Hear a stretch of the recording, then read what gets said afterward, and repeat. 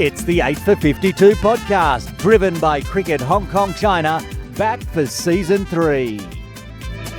It's the 8 for 52 podcast, proudly supported by Cricbuzz, driven by Cricket Hong Kong China. Bushy with you, post Hong Kong Sixers. What a fabulous 3 days of cricket it was. Sitting here in one of the player dugouts that they used. Congratulations to Pakistan holding aloft the cup for 2025. Oh, they're champions so often in this format. And well done, Hong Kong China, the plate champions. Oh, did you see that game? That last over needing 30 for victory. Azaz Khan, we only had one wicket in hand, his wicket. And he decided to smash 32, leaving Hong Kong the champions of the plate and scoring my favourite score of all time, of course, 1, 2, 3, 4, 5 to get the victory over Bangladesh. And last year's Cup champions ended up being the Bowl champions this year. It was Sri Lanka, of course.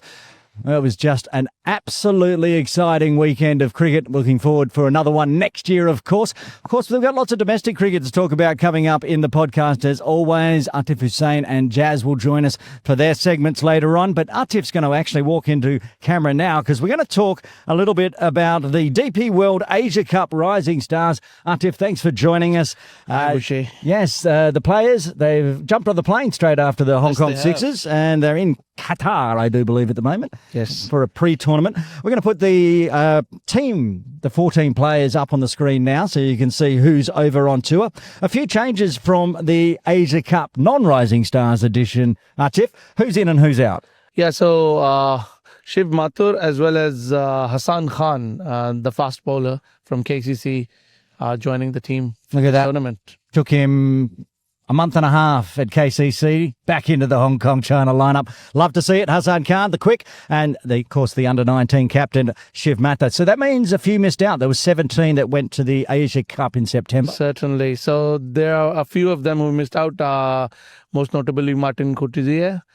He's not in this squad. I think Ali Hassan, the young leg spinner, is not there. Shahid Wasif is not there. And if I remember correctly, Ayush Shukla is not there. He's been rested as well. Well, that's where Hassan Khan coming in. But they've left one spinner out of the tournament, Ali Hassan. So they're going to go in with a pretty fiery pace attack. They've got the spinners, of course. They've got Yassim. They've got Essar. They've got Nazaket. They should be fine. And they've got the warm-up tour this week. Actually, it'll be done before this podcast comes out. And then we get into the big ones. And I did notice, looking at the fixtures, we'll put the fixtures up on screen right now, ACC haven't been very inventive here. They've done exactly the same fixtures for the Rising Stars and the pool groups as they did for the normal Asia Cup. So we are in the same group again with Bangladesh and Afghanistan. I thought they could have mixed it up. Maybe we got to play Pakistan. Maybe we got to play India A. For sure. But as it is, we'll be playing Bangladesh A on Saturday, November 15.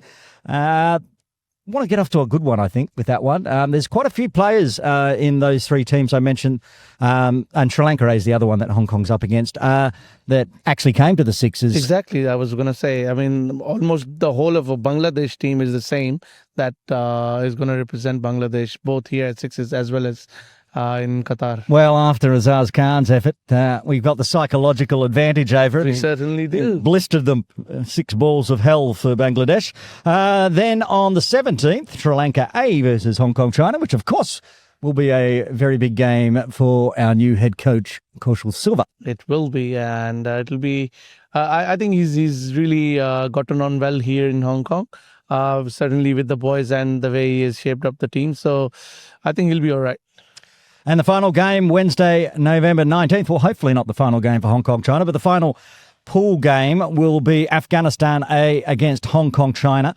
How do you see that one going? That's going to be a tough one. That is going to be a tough one, but I think our boys, especially after they played heroics here in Hong Kong Sixers, as well as the way they've been training and everything, I think they'll be in good shape. So I think Afghanistan A, I should say, are definitely gonna get a good game in there. Yeah, well, for 2 of the games of the Asia Cup non-Rising Stars version, we pushed the teams hard. So now it's the youngsters representing Sri Lanka, Bangladesh and Afghanistan. So we've got a real chance to push on to the semi-final, I think. Certainly do. So we'll find out about that. That's on November 21st. And if we make the final, Always a chance, and that'll be on Sunday, November 23rd. It's all being held in Qatar. Doha, yes. What a fabulous tournament for Qatar to be hosting the DP World West End at the West End International Cricket Stadium. It is going to be a good one. You can probably catch that on Cricbuzz.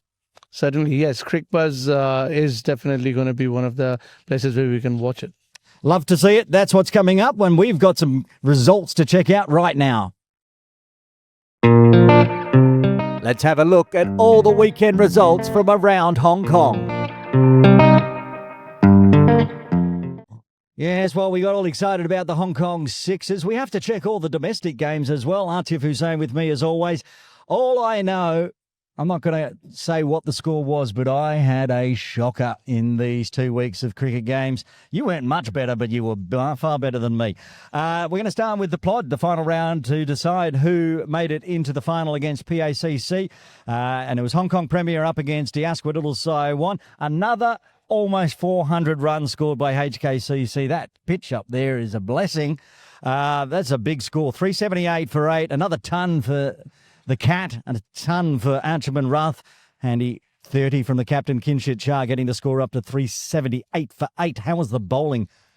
So the bowling was, as you can see, 378 runs scored against them. I mean, they were not at their best, if I can say so. But Shahryar Khan, I think he was pick up the bowler with 3 wickets. Ahsan Khan also picked up a couple of wickets. Yeah, tried to chase it down, and a big score from Diasqua Little Saiwan. They scored 283 and still managed to lose by 95 runs. Of course, had to Ali top scoring with a 77. Half century. Is that Shahryar Khan with a half century? Yeah, did it with bat and ball, trying to help his team. Arez Dar with a 39. The bowling figures a bit nicer for one man. Yes, and that was Adil Mahmood. I think he, not just the wickets, I think economy in regards to this particular game was good as well. Luke Jones picking up wicket along with Khan.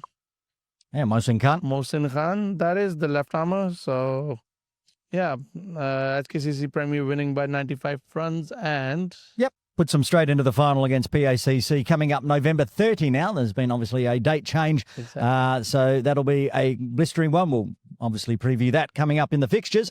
The other game, which may have decided who went into the final, but in the end it was a dead rubber. KCC Premier up against USRC Premier. KCC, again, the Premier side not managing to bat their full 50, but the score was good enough. 284 for 10, bowled out with an over and a half to spare. And again, that man that saved KCC this season time and time again, Azaz Khan with a century. He's in some great form. I'm really looking forward to seeing what he can do over there in Doha. Tommy Heisinger with a half century as well. He's been in the runs all Premier League, 54. Yeah, after his batting heroics in the corporate sixes, I think he was in form to score those runs. Yeah. Was it before? I think it was before. The corporate sixes came afterwards. I think this 54 led to him getting play. He was the player of the tournament in the KCC corporate sixes. Tommy's on a roll, and the head coach, Waqas Bakat, with a 32. The bowling, Atif.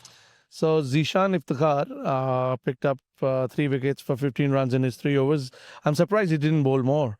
I was looking at the scorecard and I was like, he just bowled 3 overs, picking up 3 wickets. And what happened is he bowled early, got hit for 12 by memory, and then came back and bowled 2 overs, 3 for 3. But that was later on when the wickets were falling. So there weren't more overs really to give him. His first over, they dragged him immediately because he was getting punished.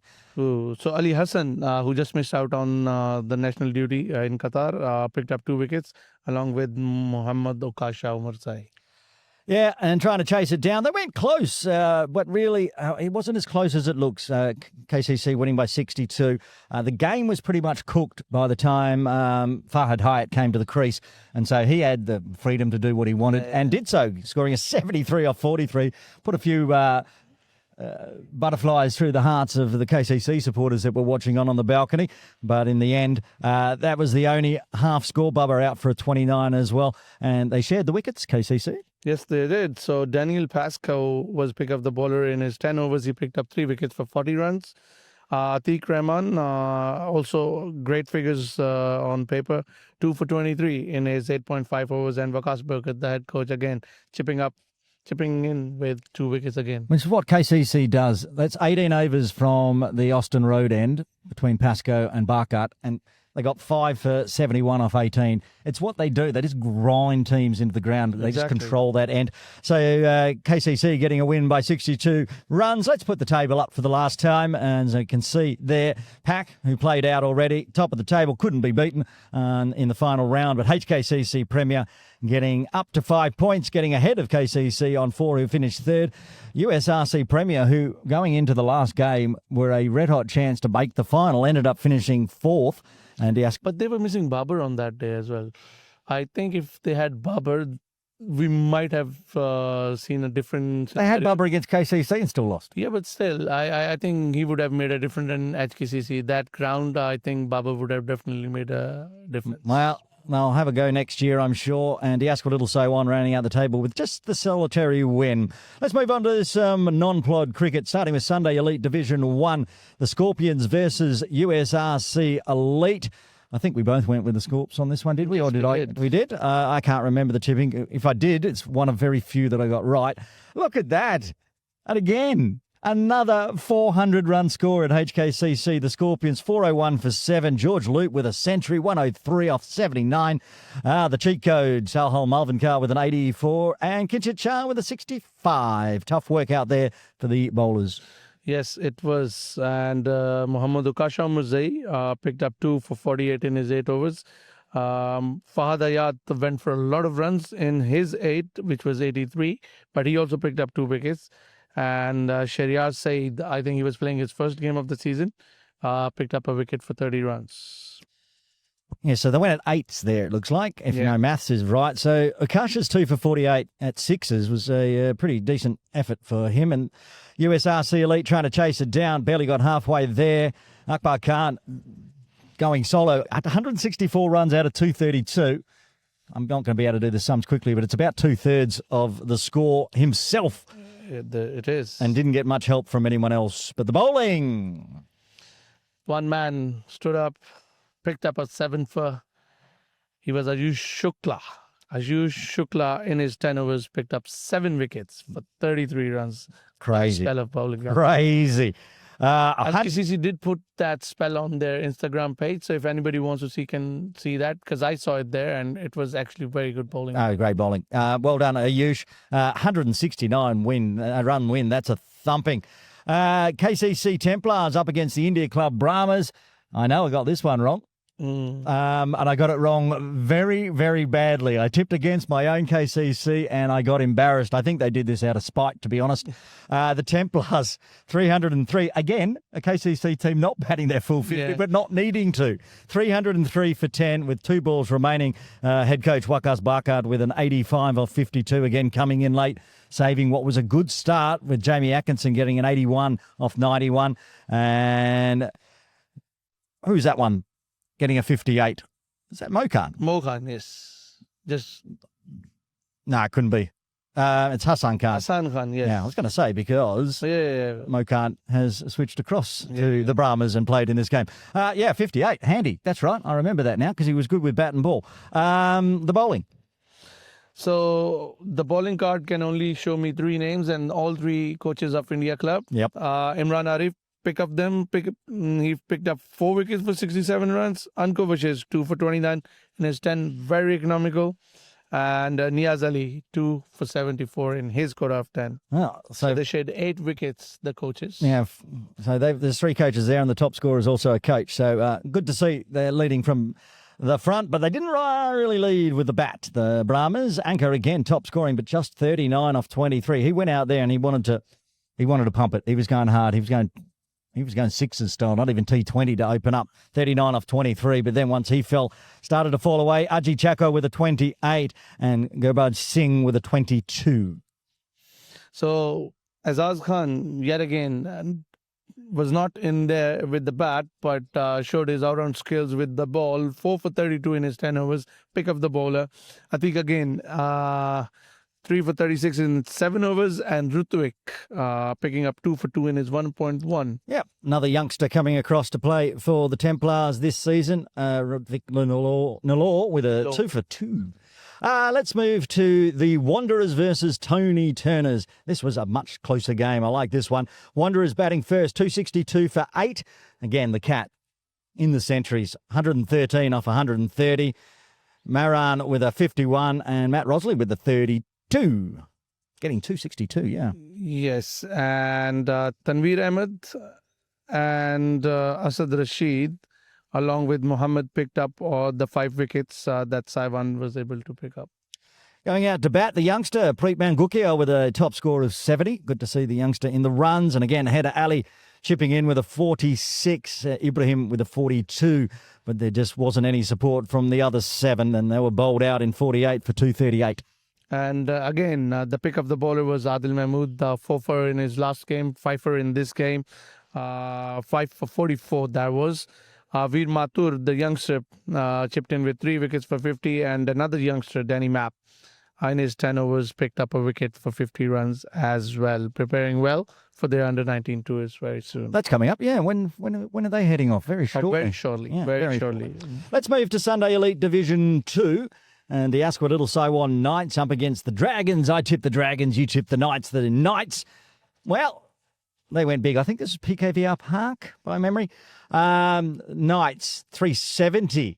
Bowled out for 370 with a ball to spare. Suleiman Butt with a 148. Edasham with a 49.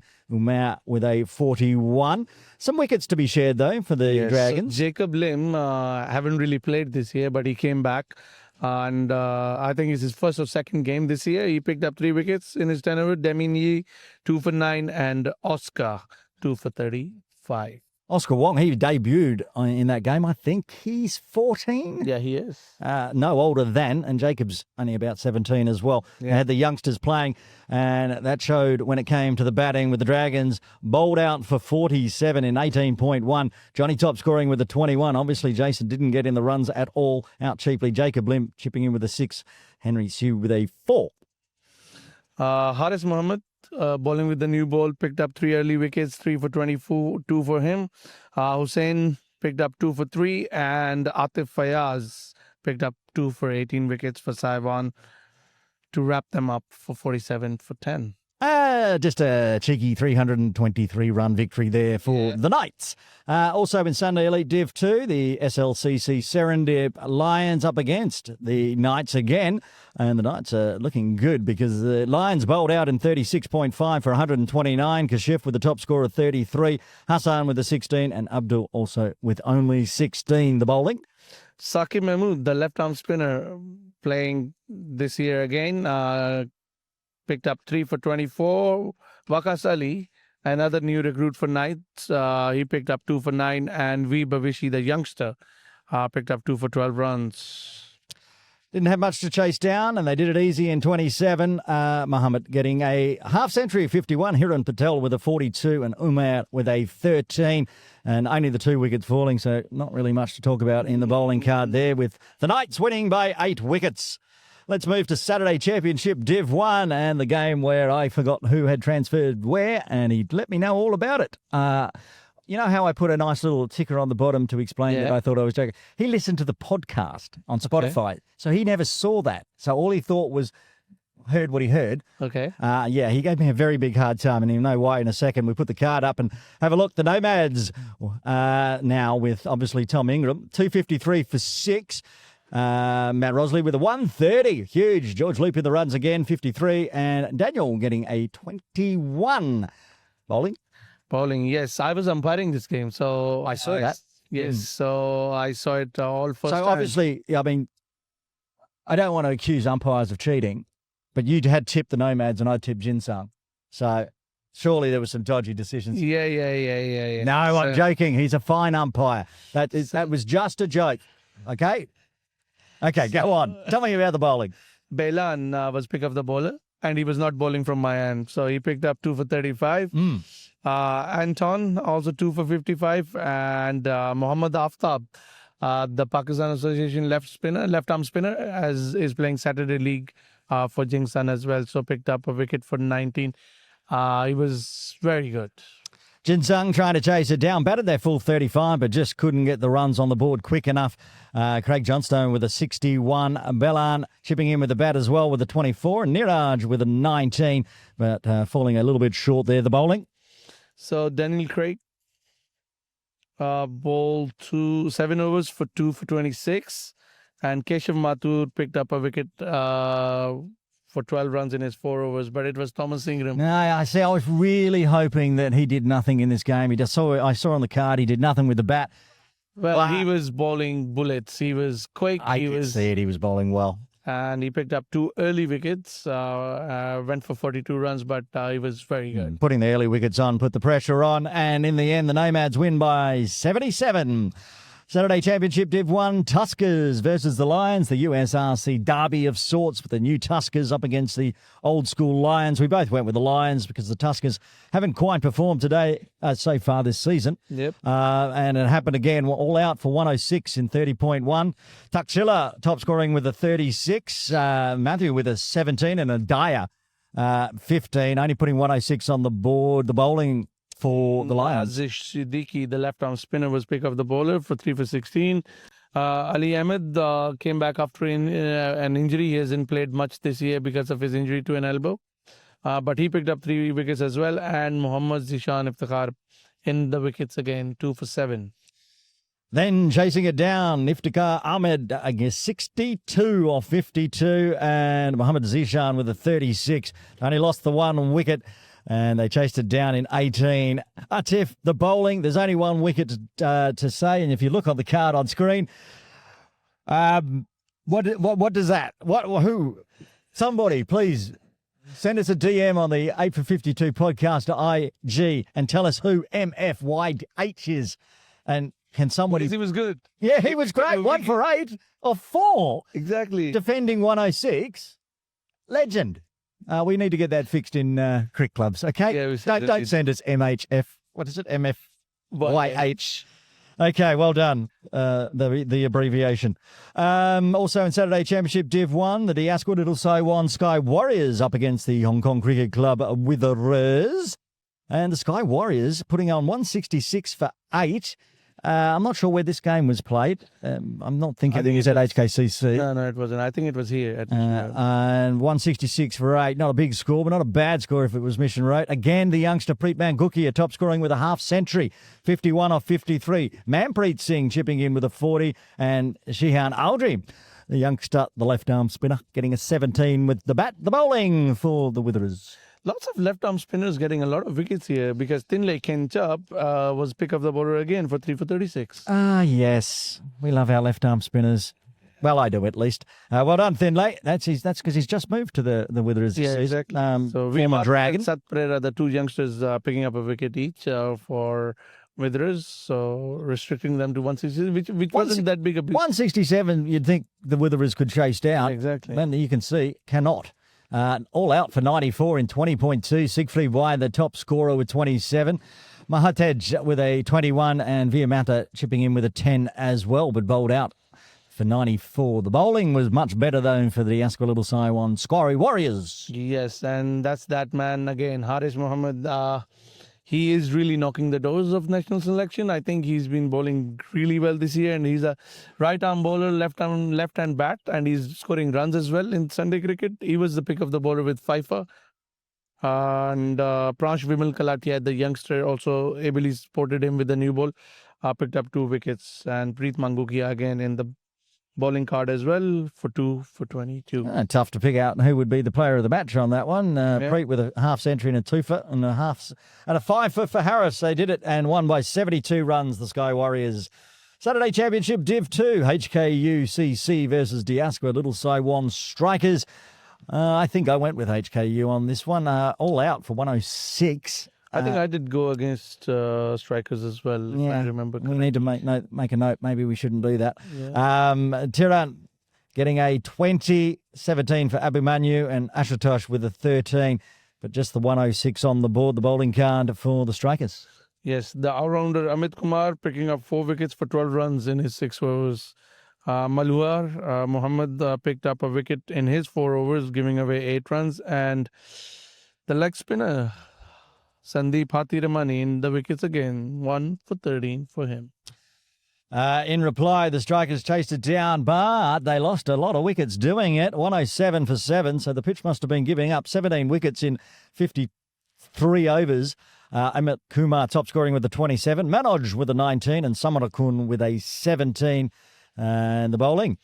Let's go with another left armour. Yes, another left armour, but this time he's not a spinner. Jaya Ramesh picked up 3 wickets for 27 runs in his 7 overs.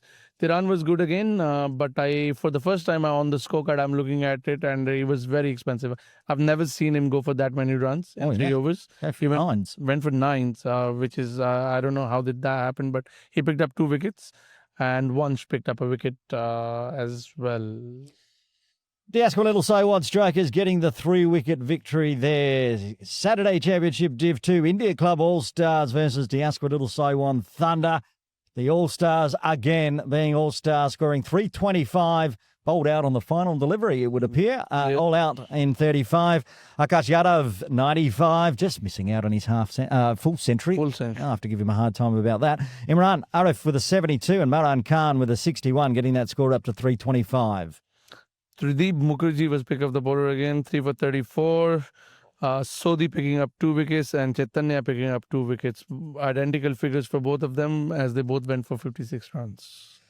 In reply, the Thunder just couldn't get there. All out in 23.1 for 130. Vivek Arya top scoring with a 34. Shamshir Shah getting a 15 and Muhammad with just 13. The top scorers. The bowling.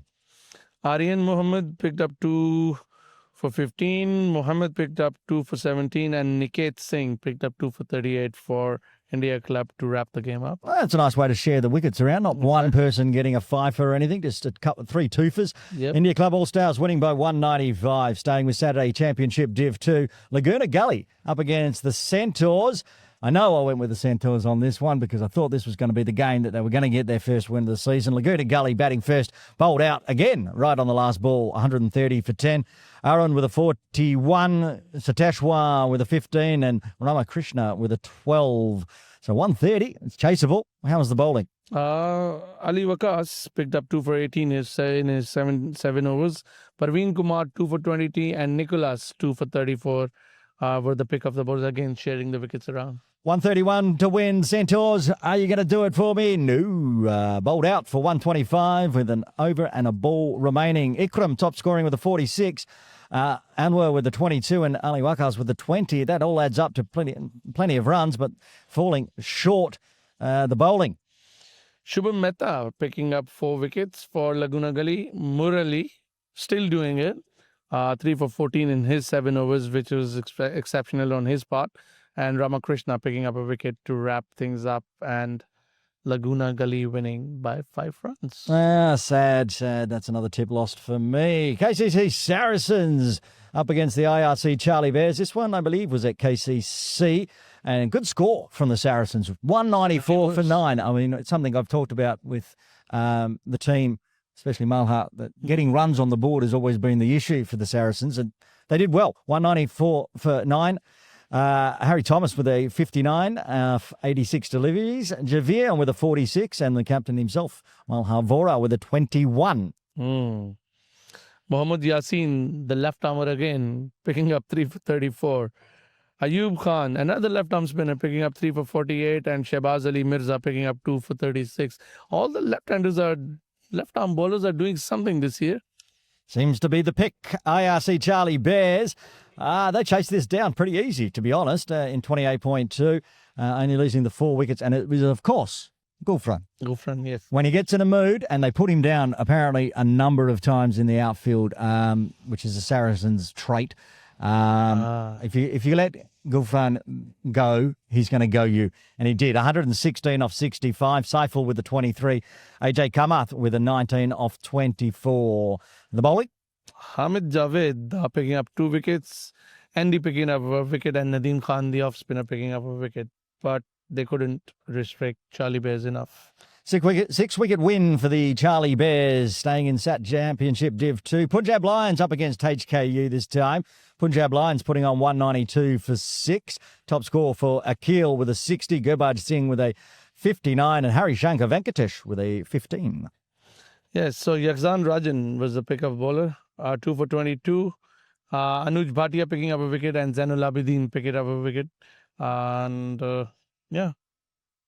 Tried to chase it down. HKU batted out their full 35, but the runs just wouldn't flow. Yaksan Rajan with a 27. Tiran Rana Singha with a 18 and Chamila with 16. The youngster Hari Shankar Venkatesh, who is up for his under-19 duties very soon. What arm does he bowl with? Left arm. There we go. He picked up 3 for 29 in his 7 overs. Santok picked up 2 for 26. And Hamad Hussain, another left arm spinner, picked up a wicket. SEC Lancers up against the Hung Si of Craigengow Cricket Club. The Lancers batting first, 152 for 10. I think I'd tip the Lancers in this one. Then 152 is okay, but bowled out, leaving 5 overs basically on the table. Yeah. Surav with a 24, Rupesh 20, and Sumit with an 18. Yes, and our very own Vance Chan was pick up the bowler, 3 for 30 for him. Kelvin Choi picking up 2 wickets and Anthony picking up a wicket. Calvin did it with the bat as well, 20, top score off 27. Anthony with a 19 and Damon with a 17, but they batted their full 35 but couldn't get there in the end. Asad Ashfaq was the pick of the bowler for 3 for 36. Muhammad 2 for 19 and Rupesh 1 for 13. So our broadcast members doing well in this one then. Certainly did, and Lancers winning by 17 runs. Let's move on to the Women's T20 League, shall we? Starting with Div 1. We both went with the Wasps in this one, and breaking, of course, the 8 for 52 podcast rule, never tip against the Willow Wilders, who scored 149 for 2. Natasha Miles, the Hong Kong China captain, 79 off 53. Alison Sue, usually noted for the ball, but did it with the bats, 32 for 48, and Emma Lyon with an 11. Yes, and surprisingly, when I look at their scorecard in the bowling department, I don't see their bowlers picking up the wickets, which is why probably Willow Wheelers were as good as they were, because they countered them well. Because the pick of the bowlers were Jaswinder Kaur and Shanzeen Shahzad, both not really known for their bowling. Yeah. Picking up a wicket each. Ikra not getting on the wickets, and I assume Mariam didn't either. The batting for the Wasps, netting 150 for victory. They could only manage 121 for 7. Mariam Bibi was the top scorer with 37. This was the first game Yasmin Daswani debuted for the Ascot Little Siwan Wasps and did not appear on the scorecard very much. Ikra Sahar with a 29, Shanzeen Shahzad 16.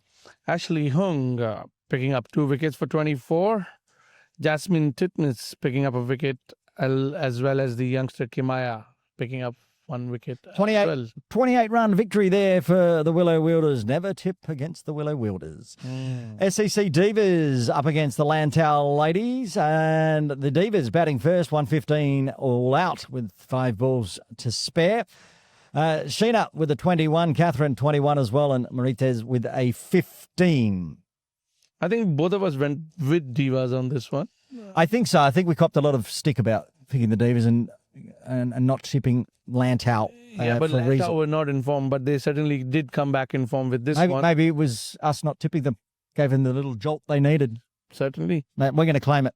Yes. Well done, Lantau. Yeah. We take credit. Mahakdeep Kaur was the pick of the bowler, picking up 3 wickets for 11 runs. Gurkamal Kaur and Tiwari picking up a wicket each.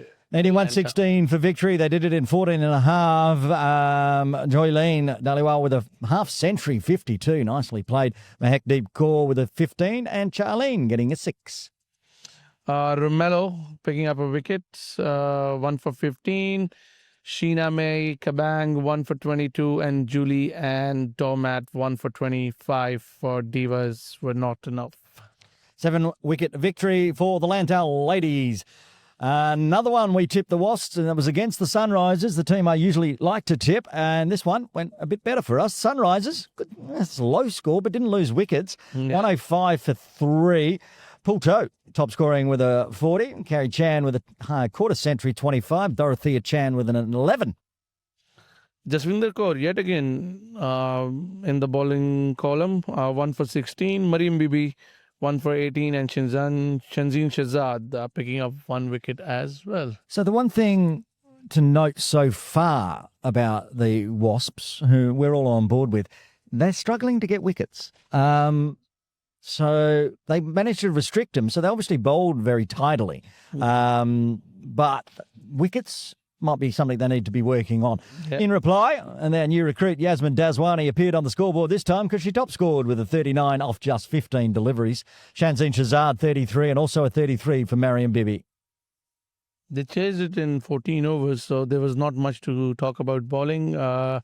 Only Kerry Chan picking up a wicket in his 4 allotted overs. Other than that, there was nothing notable to mention. 9-wicket victory for the Wasps. In Div 2, I see Velocity up against Fung Wong. You went Velocity, I went Fung Wong. Velocity bowled out for 100 in 17.3. When I saw that scorecard, I thought, all right, I've got this tip. Akshi top scoring with a 32. Carmen with a 14 and Hadisa with 10. Megan picking up a fifer in her 3.3 overs for CCC Fung Wong. I haven't really seen this name on the, maybe he's a new recruit or somebody we have not really seen a lot, but she picked up 5 wickets for 21 runs. Ella Wing picking up 2 wickets and Tammy Teen picking up 1 wicket for 14 runs. In reply, Fung Wong batted it out, but didn't get there in the end. 83 for 8. Arden top scoring with 16, which is odd because she usually bats down the order, so it means the top order has failed here for Fung Wong. Amy Lai with 15, and again Megan getting a fifer and a 13, getting on the top scorers for Fung Wong, the bowlers. Akshi picking up 2 wickets, Christine Joy picking up 2 wickets, and Vancy as well picking up 2 wickets. So wickets shared all around. Well, it was tight, and the Velocity did get the win in the end by 17 runs. SCC Pinay versus the HKCC Diamonds. Pinay batting first, big score, 184 for 2 in 20. Alma with a 28. I see not big runs off the bat, so the bowling might have been a little erratic from the Diamonds. Melinda with a 14 and Janilin with a 12. Yes, so Hazel Wong picking up a wicket in her 4 allotted overs, and Anupama picking up a wicket as well. Diamonds in reply, good quarter century from Bowie Chan with a 26 off 43. Annette with 18 and Alvina with 3, but 115 on the board wasn't going to be enough. And the bowling? Margie picked up 2 wickets for 14 runs. Julie and Domat picking up 2 wickets for 15 runs. And Melinda Rodriguez also on the scorecard with a wicket. 69-run win there for the Pinay. So that's the 22 games that were played in a lot of them. A lot of games. I'm going to put up that dancing graphic now with our tips for this week. Yeah. There were 22 games. I got half of them right, which means I'm going glass half full. I got half right. I'm not going to say I got half wrong. I got half right. You, on the other hand, got 15, so only dropped 7 games and take a bigger lead. I'm not sure what the score is. We'll put the score up now. And we will. I know that you're well ahead. Well, I'll have to do better in the upcoming matches later on. But right now, it's time to head over into the dugout. And our special guest this week, it's Mariko Hill. We're in the dugout with the who's who of cricket in Hong Kong.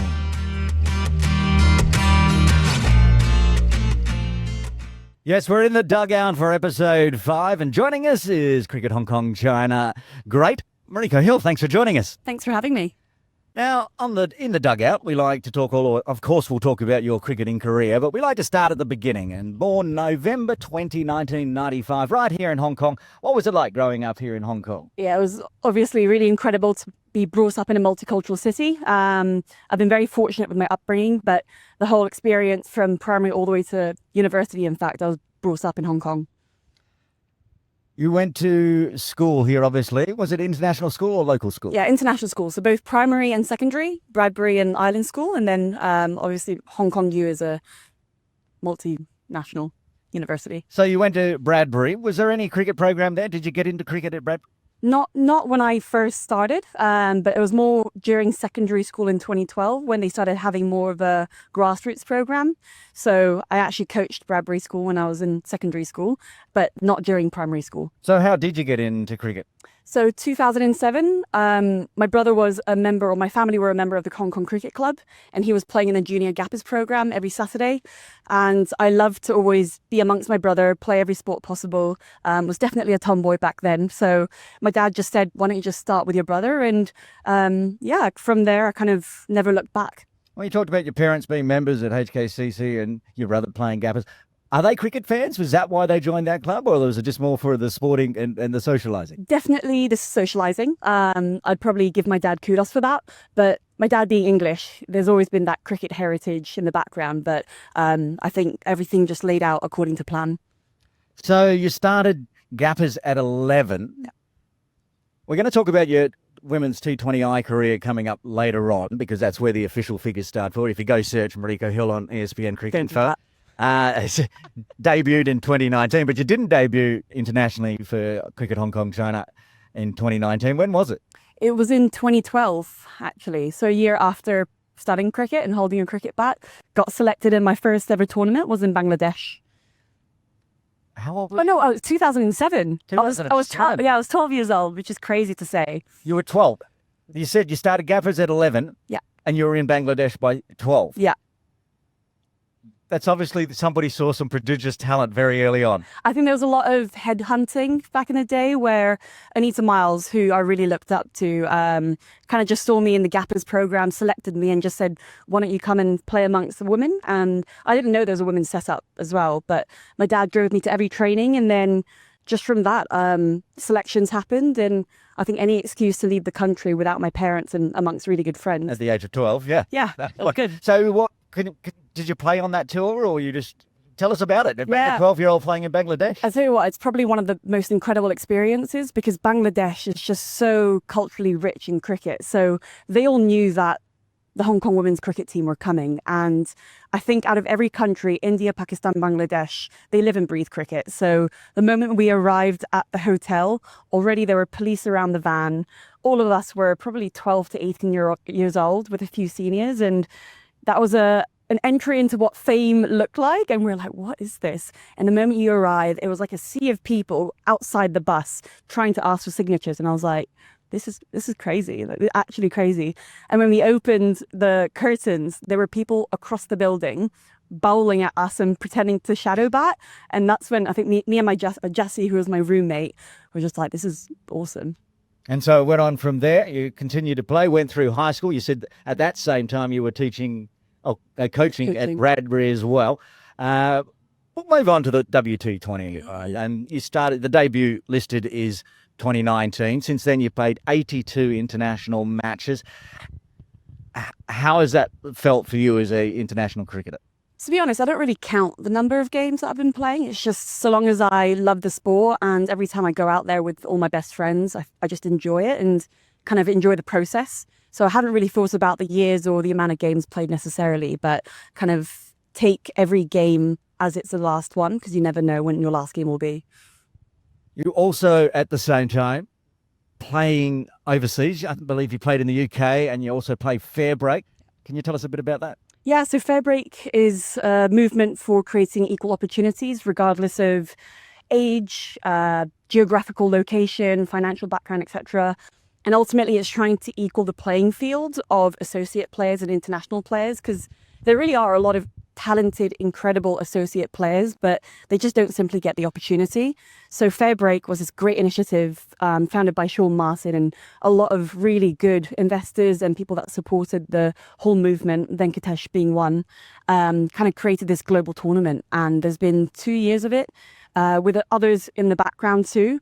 But in terms of international global ones, there's been one in Dubai and one in Hong Kong. Yeah, well, the one at Hong Kong, at KCC, of course. It is a fabulous melding of international players getting together. It's not something you can do much. I mean, there's more of it going on now as Women's Premier League sort of takes off and the Big Bash in Australia. But it was sort of the first to do this. No, absolutely. I think when it comes to any associate players, without a a cap too, because all these franchise tournaments normally has a cap of international players. And of course, as an associate, it'll be really difficult to be amongst that three to be in each team. So this allows it to have this equal platform. So you played a lot of international cricket, both like fair break and overseas and international since you were 12.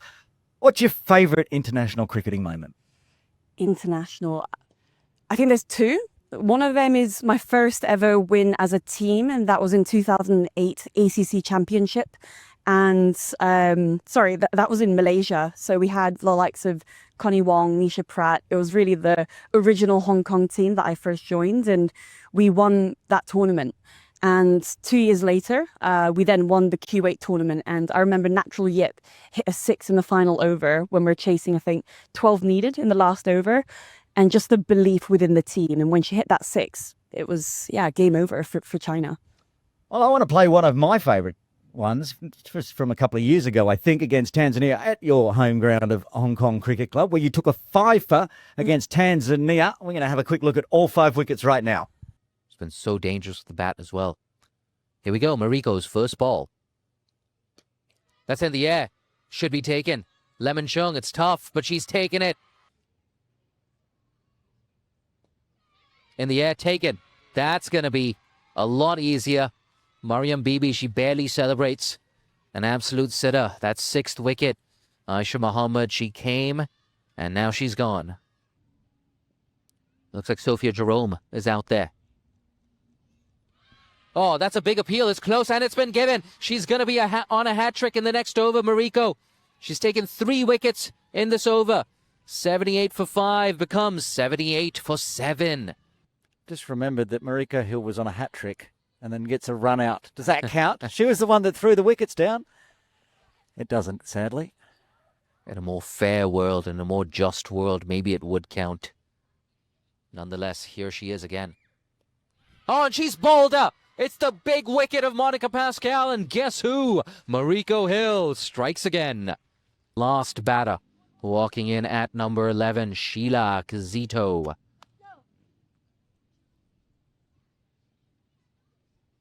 Carrie Chan at short cover, looking for that catch. That's in the air. It'll be taken by backward point. Another catch diving forward. Another catch for Mariam Bibi. And Tanzania, they're 84, all out in the 19th over. I'm putting my hand up with my fingers out because that's a fifer for Mariko Hill. 5 for 2 off 10 deliveries. Yeah, that's crazy. You are ranked 3rd in the world for women's T20Is at strike rate because you bowled 10 deliveries, got 5 wickets. Your strike rate was 2. The only better ones are the 2 above that had a 1.5 strike rate. So that's an amazing effort. You must have loved it. To be honest, I actually had no idea during the moment, but it was only until a couple of weeks after the tournament when I was going through the tournament itself that I was like, wow, I didn't know, but on average, I think a wicket every 2 balls or something. Yep, that's what it is. It's quite crazy, yeah. Amazing effort. So we're up to now, 2025. The women's team just came back from Hangzhou as well, winning the tournament up there, the Belt and Road 2025 series. Let's talk quickly a little bit about that. How was that? Because I've got another interesting stat for that one as well. Ooh, you're with the stats, aren't I? Numbers nerd. It was great because it was a time when we had a couple of months break after the World Cup conundrum that happened with the Hong Kong team. I know I was there. I know, it was a bit sad, but I think to win that, it just shows where we're at. And, we want to try and dominate those teams in those regions and kind of work our way out. But it was a good tournament all round for the team. Yeah, I was watching online on Weixin or whatever it was, along with 375,000 other people watching the Hong Kong-Myanmar final. This is crazy numbers. I'm glad I didn't know that, to be honest. Everyone, it's a growing sport in China. Yet all of a sudden I'm looking down and I'm looking at the numbers and they're written in Chinese and I'm asking, is that really that number? And everyone's going, yeah, it's that number. And I think at the end it was 400,000. Crazy. So you're back here. We're going to move on to what's going forward for the Hong Kong China women's team. But first, you're also doing a bit of a side project that is tied up with Cricket Hong Kong China as well. What is Life League? So Lively is a performance supplement brand made for high performers. And I've been in the supplement industry for 10 years now. So it's more the B2B, business to business space. And once I was talking to my boss and said, I think there's an opportunity to be B2C. So really providing solutions to athletes and high performers. And I myself as an athlete used to always make all these concoctions during tournaments and matches to help me recover. And I thought, why is nobody doing this in the world? And all the formulations weren't there. So I thought to just do it myself, because Hong Kong's really lacking that evidence-based supplement to support athletes. Is that something that goes on from your degree that you did at HKU? Yeah, so I did sports science and nutrition. So it really comes in hand along with just the application side as an athlete myself. And in terms of work, I'd probably say with the Lively brand, I want it to be the #1 performance nutrition brand in Asia. So that's going to hopefully take its time and grow the brands. But that's also in the sidelines of my full-time Gen Core job as well. So again, making sure that I balance all 3 jobs is going to be a challenge. But right now it's going along nicely. Random question. Who is your favourite cricketer anywhere in the world at any time? Somebody you might have played with, somebody you might have played against, somebody you used to watch as a kid growing up? I'd say there's 2. One of them being Dale Steyn, watching him as I was younger. There weren't many women to watch actually when I was younger. So just his aggression bowling, along with KP, I was quite fortunate to watch him during a test in Australia. But in terms of women, I'd say Marizanne Kapp has always been inspirational. Played alongside her with the Falcons in fair break, so kind of learnt the processes that she has to be the best in the game. So what is next for both Mariko Hill and the women's team here in Hong Kong? I think it's really having that balance in lifestyle, but still trying to perform both at work and as an athlete for Hong Kong cricket. There's a lot more tournaments coming up. With the women's calendar itself, there's almost a tournament every 2 or 3 months. So it's making sure that we prepare well, but almost staying injury free. That's something that I think as a squad, we're trying to manage a bit more and having more of an approach to the periodization towards a bigger tournament. So there's one big tournament, the Asia Cup, coming up next year. So I think that's going to be our goal and our dream, because as a unit, we're trying to qualify for the big ones. I should mention, you are about to go off to work. You've generously given us some of your time. You've come straight from training, which is happening over to my right as well. How do you manage to balance all of that? So I am quite lucky that my boss is very understanding, so I can shift my work hours a bit, and I handle the European market, so the clocks do go back a bit. But so long as you tick off your trainings every day really early in the morning, or you get it done after work, it's just about sacrificing certain things. But, I'm lucky that I play a team sport, so it's not like I'm in a solo sports in my own head. I can kind of have fun with them, and then when I go to work, I'm then in this flow state. And that is something that associate cricketers, I guess, have to struggle with, not on a full contract like the big nations, the test nations and the like.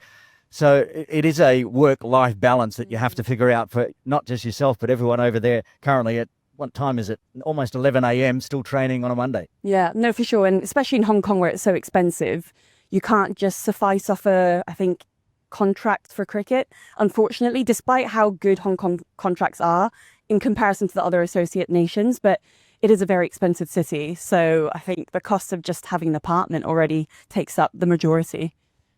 One final question. Meeks, how did that nickname come about? It actually came from high school friends, to be honest. My cricket nickname used to be Rockets, and it was from Charlie Burke back in the day. So when I was younger, I just had a strong arm, so that came about. Meeks, I actually don't even know how, doesn't make sense. It's one of those high school things. Yeah, it just rolled off someone's tongue and it just stuck. Well, Mariko Meeks Hill, thank you so much for joining us on the 8 for 52 podcast. Thank you so much. More exciting cricket action coming up. Let's check out who plays who next. Okay, time to check out the upcoming matches for the next 2 weeks here in Hong Kong. Plenty to get through, Atif. Let's start Saturday. Yes. So first up on 15 November, it'll be Lama Cricket Club playing against IC Yodas at this very venue. Saturday Championship Div 1. I'm going to go with the Yodas. I think I'm going to do the same. Okay, 2 in for the Otters there. The Lancers versus the KCC Saracens at PKVR Park for Saturday Div 2. So, Saracens not doing really good at home. I don't expect that to change away, so I'm going to go with Lancers on this one. I'm just scrolling back up. Did we have a Lancers game in the one that we did in results? I want to see what happened there. They beat Hung C, but not convincingly. I'm going to get on the Mulhar train. That 194 that they scored at KCC last time has given me hope. So, Saracens, you're going to do it for me. You need to, because I'm miles behind in the tipping at the moment. Saracens for me. Also on Saturday, November 15, this is Div 1, Pack Rising Stars versus the Nomads at HKCC. HKCC and Nomads have been doing really well this year. I don't think I'm tipping against them, even if it's Pakistan Rising Stars. So I'm going with Nomads on this one. See, I've got to get over this head-heart thing, because in my heart I want to do Pack Rising Stars, but the Nomads were very good. Pack Rising Stars. Forget it. I'm going with my heart. Come on, Pack Rising Stars. You're either brilliant or awful. Just try to be brilliant for 1 week for me. Could you please? Same day, USRC Lions up against KCC Tartars at KCC. This one will be broadcast. Yes, so I'm not jumping off the Tartars train, so I'm going with Tartars again. Yeah, they only really got rolled by the Crusaders, so I will go with the Tartars at home as well. Lots of Saturday games coming up this weekend. Diasco Little Sowon Strikers versus Kaitak at GDB in Div 2. This is when Kaitak plays, it's always difficult because you don't know which of the pilots is going to turn up. So, it's very difficult to pick Kaitak in these circumstances. So I'm willing to take a bet and go against them and pick up Strikers. I quite like the Strikers, what I've seen on the scoreboard so far. I'll go the Strikers as well. HKU versus the Centaurs at Campton. HKU didn't do well for us last week and the last tipping, and Centaurs did pick up their first win, didn't they? They did? They lost to Laguna Gully. Oh, did they? I'm still waiting. I'm still waiting. That I know it's difficult for me. I don't know. I'm gonna go HKU on this one then. I'm going HKU as well. If I stop tipping the Centaurs, they might actually win. Also, let's see, last game on Saturday, and this one is Div 1. It's the HKCC Witherers in the Derby, up the top of Derby. Derby for West Australians, but Derby. Gap Ramblers, I never know who's playing for which of the two teams. I mean, if it was HKCC something versus somebody else, I'd go HKCC. Can I just tip HKCC? HKCC, Gap Ramblers. Wait. Gap Ramblers went up from Div 2, didn't they? Witherers. I don't know. I'm going Witherers. I'm going Witherers too. Okay. I was happy you picked Gap Ramblers. So there was. I'm so stuck in Season 2 mode where you just tip Gap Ramblers every week because they thrashed everyone to win the Div 2 and go up. So I can't get that out of my head. Even though we're, episode 5 plus an extra episode? Yep. Anyway, let's move on to Sunday, November 16. And in Sunday Elite Division 1, it's the USRC Elite up against the Diasco Little Saiwan Tony Turners with everybody on tour. Everybody on tour. And this is going to be, I don't know, but they're only missing one apiece, Baba and Asan? I think so. So it's pretty even. They lose a big hitter, they lose their stroke bowler. Yeah, so it's basically Heather versus Akbar. And Farhad. Fahad and Sherry and... It's a decent bowling lineup at USRC. Yeah. And the youngsters, but Preet will be playing. He's in the runs. Ali Hassan will be playing the other side as well. I don't know. That's a tough one. Yeah, I think I'm gonna go Tony Turners on this one. Despite Akbar's form, I think I'm going to go Tony Turners on this one. Akbar has been in form, especially here at Mission Road. I will go the USRC Elite, just for a point of difference, of which there will be many, I promise. Also, in Sunday Elite Div 2, it's the Dragons up against the HKCC Opties up the hill at HKCC. Yes, and I'm not going past HKCC Optis on this one. Well, I was on the Dragons train, and then they were bowled out for 47. So I'm off the Dragons train, and I also will stick with my, if there's a HKCC in the name, up at the hill, I'll stick with them. Go Opties. Final game on Sunday, Div 2. It's the Vagabonds versus... No, it's not. There's plenty more Sunday games to come up. I'm lying. Vagabonds versus the Knights at GDB in Div 2. I'm picking Knights. They've been in great form. They've played 2 games, won very convincingly. I think I'm not going to go against them on this one. That's a tough one, I think, because the Vagabonds going down, but They are. they're looking good since they've gone into Div 2. They want to get back into Div 1. But I'm with you. I'm going to stick with the Knights on that one. I'm going to stick with the men's cricket first before we go into the women's cricket. And the KCC Infidels up against the Serendip Lions at KCC. I just want to put that one in because I will be commentating that one, my final game before I fly out.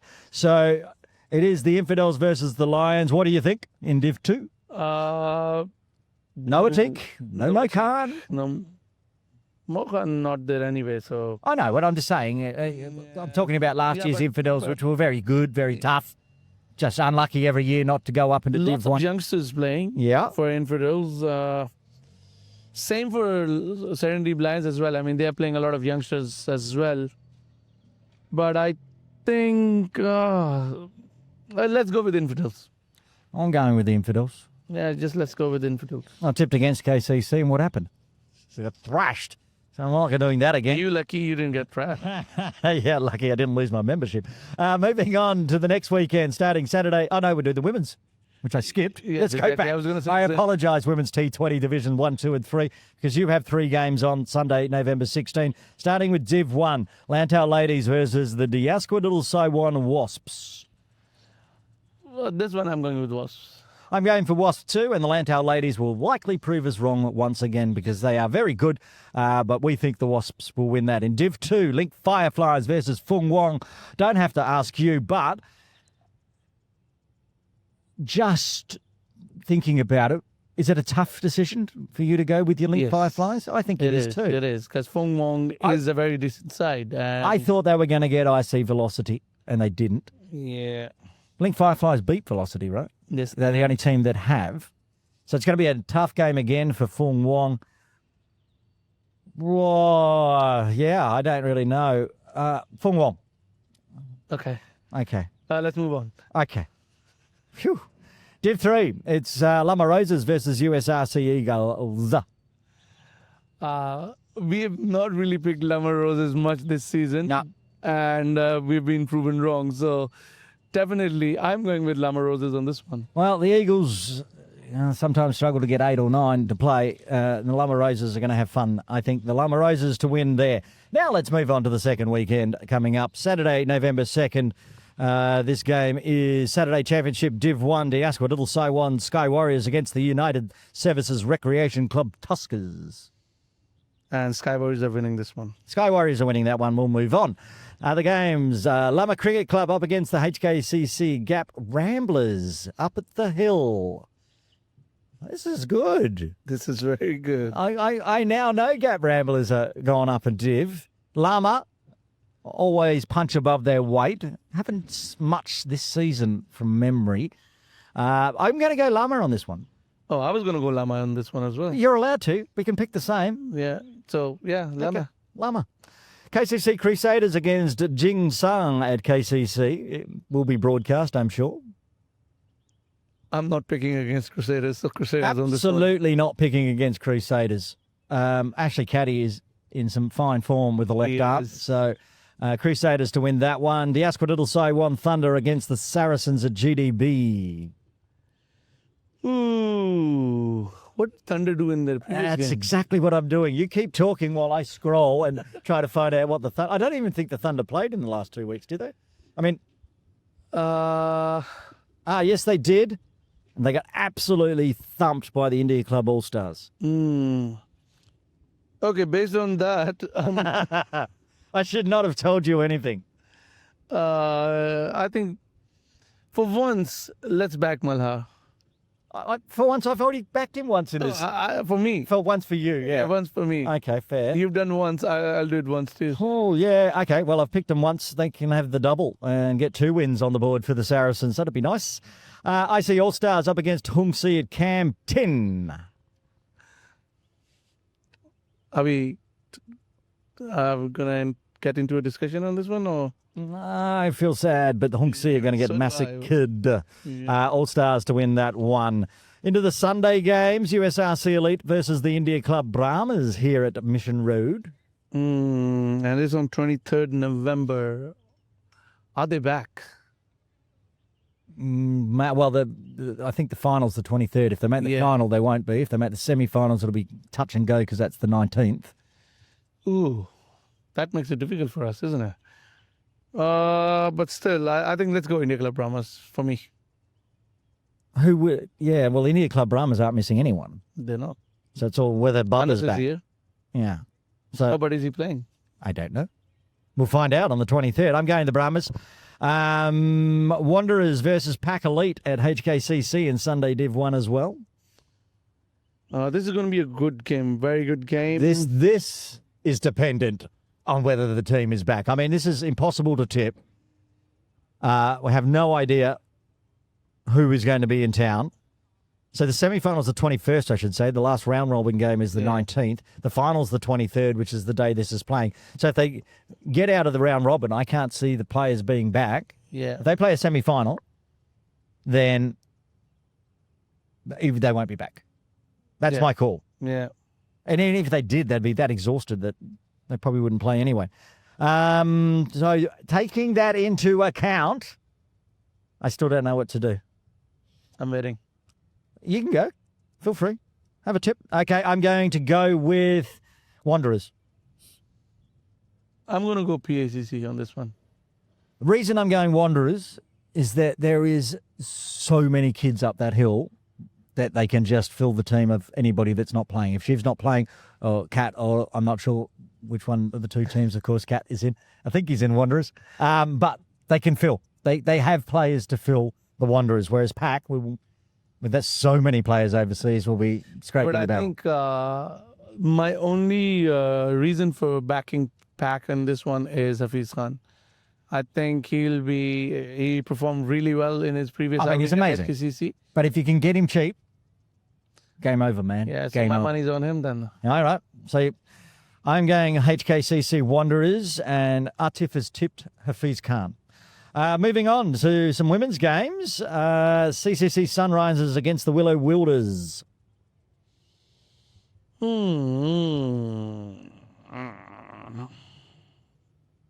Willow Wielders for me. Yep. Not doing it a fourth time. Willow Wilders to win. Serendip Lionesses against the Link Fireflies in Div 2. Fireflies for me. Fireflies for me as well. And final women's game for Sunday, November 23rd. The SEC Divas versus Diaspora Little Saiwan Wasps. I think easy one for me. Wasps in Wasps this one. for me as well. And one last game, back to Sunday Elite Men's Div 1. Diaspora Little Saiwan, Tony Turners versus the KCC Templars at KCC, with no idea who's in town. Of course, only SR missing for the Tony Turners.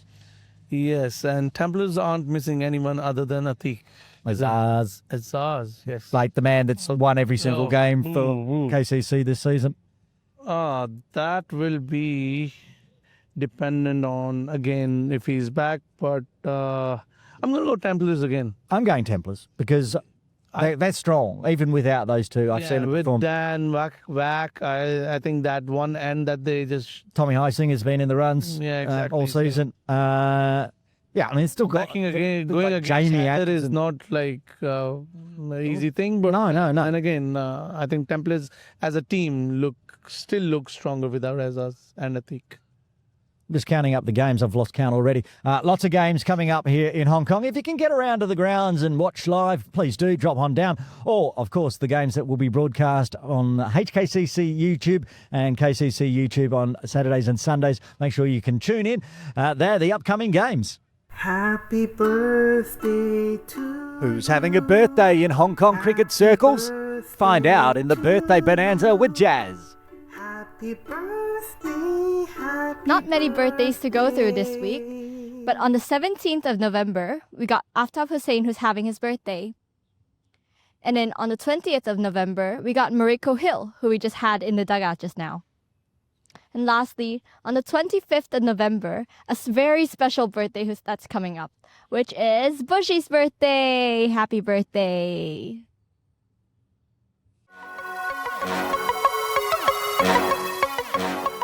It's time for the Cricbuzz Quiz, where you put your cricket knowledge to the ultimate test. Welcome back to today's Cricbuzz Quiz. Before we begin with the questions, let's have a look at the answers of last episode. For question 1, it was the Sri Lankan team that won the 2024 Hong Kong Sixes. And for question 2, it was Team Pakistan. Congratulations to our lucky winners that got themselves a set of 3-day passes to the Hong Kong Sixes 2025. Hope you guys enjoyed the tournament last week. Now, on to today's quiz. Some easy questions surrounding last week's Sixes. So question 1. Who's the first bowler to take a hat trick in the Hong Kong Sixes? And for question 2, where did the Hong Kong China team place in the 2025 Hong Kong Sixes? That's it for today's Cricbuzz Quiz. Share your answers in the comment section of the 8 for 52 podcast's Instagram post or the Cricket Hong Kong China's Facebook post for a chance to win an official Hong Kong Sixes SG cricket ball. See you next week. Hi, I'm Natasha Miles from the Cricket Hong Kong China women's team. Tune in to the all-new 8 for 52 podcast driven by Cricket Hong Kong China on the CHKC YouTube, Spotify and Apple Podcasts. Episode 5 of the 8 for 52 podcast, proudly supported by Cricbuzz and driven by Cricket Hong Kong China, comes to an end. Team, another big one. We're all pretty tired after the Hong Kong Sixes, but we're back up and ready to do another episode. It's a good one. Well, let's start talking about in the dugout guest, Mariko. She was fabulous. She was certainly fabulous, and just the amount of hard work she has put in her game, especially she was very young when she actually started, and now representing Hong Kong for over a decade, which is a great feat. And it's her birthday as well, so we all wish her happy birthday. Happy birthday, Mariko, and thanks for coming in the dugout for episode 5.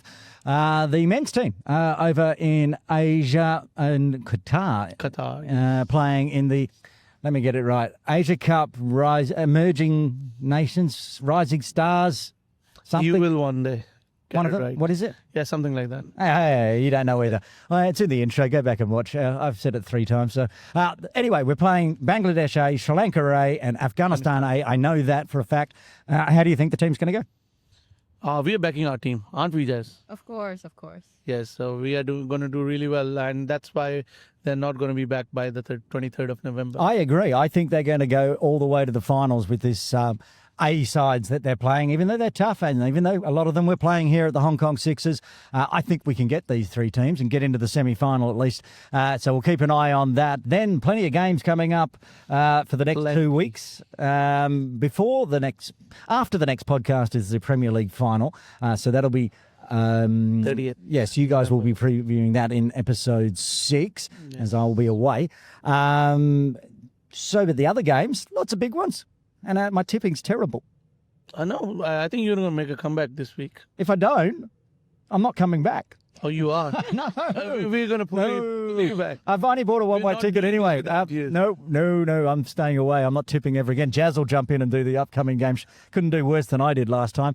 The Cricbuzz Quiz, of course, our proud supporters at Cricbuzz this week giving away Hong Kong Sixers balls, those SG balls. That's something I know a lot of people at the ground on the weekend wanted. So, again, I think, I'm just deciding this on the fly, but I think, again, you're going to have to get the questions off the podcast. We're not just going to put the questions up on the answers need to go in the 8 for 52 podcast post, Instagram post or the Facebook post. Mm-hmm. But you have to watch and answer Jazz's questions for that one. Birthdays were good. There was a Very short one. yeah, good for you. Nice and short. Yeah. Mariko, of course, we've mentioned. Aftab. And that weird, Weird. crazy man sticking his head behind the dugout at the end there, having a birthday coming up as well. I think that's about it. We're going to do another one coming up in a couple of weeks' time. Wait. What have you Before got? we end, What? so how old is Bushy turning? A year older than he did last year. 2 years older than 2 years ago. I'm not telling. I'm old enough. I'm certainly. I'm certainly the oldest one on the dugout here. I will be celebrating that one overseas, so you guys won't ever know.